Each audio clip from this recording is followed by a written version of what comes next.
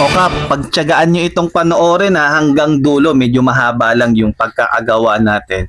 Kasi napakaraming tulonggis ngayon na mga senator dyan sa impeachment trial. Tara, kalusin natin yan.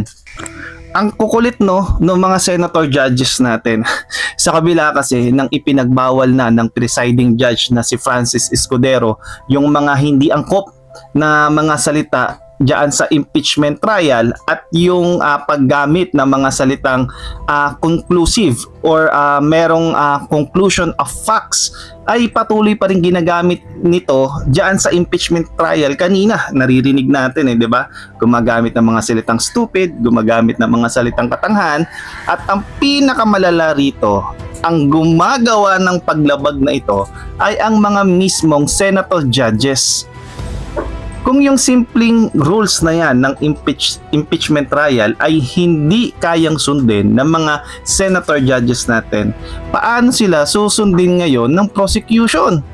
Kaya lumalaki yung ulo ng prosecution kasi nakikita mismo sa gawain ng mga senator judges natin yung hindi pagsunod sa simpleng rules ng impeachment trial. Uulitin natin dahil doon sa paggamit nila ng mga salitang ito ay napapalabas ngayon sa taong bayan na yung kanilang ebidensya at kanilang naratibo ay hindi matibay at hindi malakas laban dito kay Vice President Sara Duterte.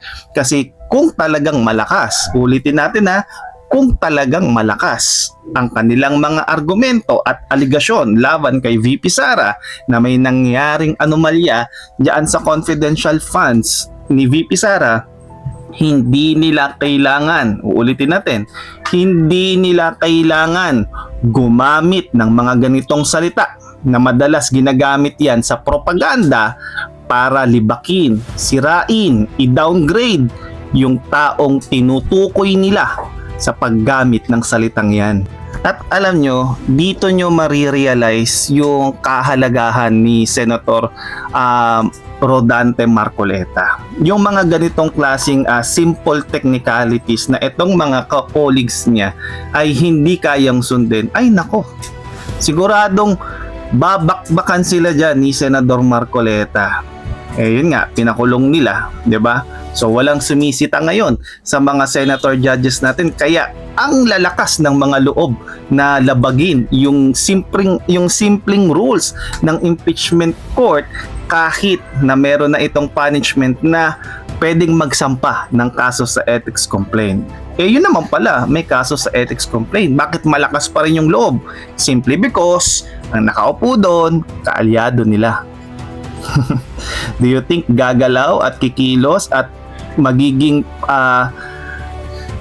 favorable doon sa nagreklamo sa ethics complaint kung ang mga senador kung ang senador na nakaupo sa ethics complaint ay mismong kaalyado, kaibigan, kabeso-beso, kahalikan, lips to lips ng mga senador ding ito, di ba?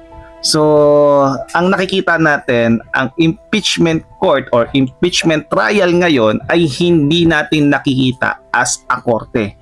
Nakikita natin ito na isang napakalaking political propaganda para sirain ang pangalan ni Vice President Sara Duterte. Kasi uulitin natin, kung talagang malakas, for the third video na to kung talagang gusto ninyo ng accountability, gusto ninyo ng transparency, ipatawag po ninyo etong si ex-OVP security head na si La Chica diyan sa impeachment trial, kasi siya yung may personal knowledge. Ulitin natin, siya yung may personal knowledge pagdating sa bagay ng confidential fund. Yung mga tinatanong, yung mga alias-alias, yung kung paano ginamit, yung mga question nyo sa mga resibo, ang makakasagot niyan ay sila Chika. Bakit ayaw nyong tanungin? Bakit ayaw nyong ipatawag, ipasabina para magkaalaman na talaga kung ano yung buong katotohanan? Diba? Kasi ang gusto nyo lang, malaman ng tao kung ano yung inyong propaganda at kung ano yung naratibo na gusto lang ninyong marinig ng taong bayan.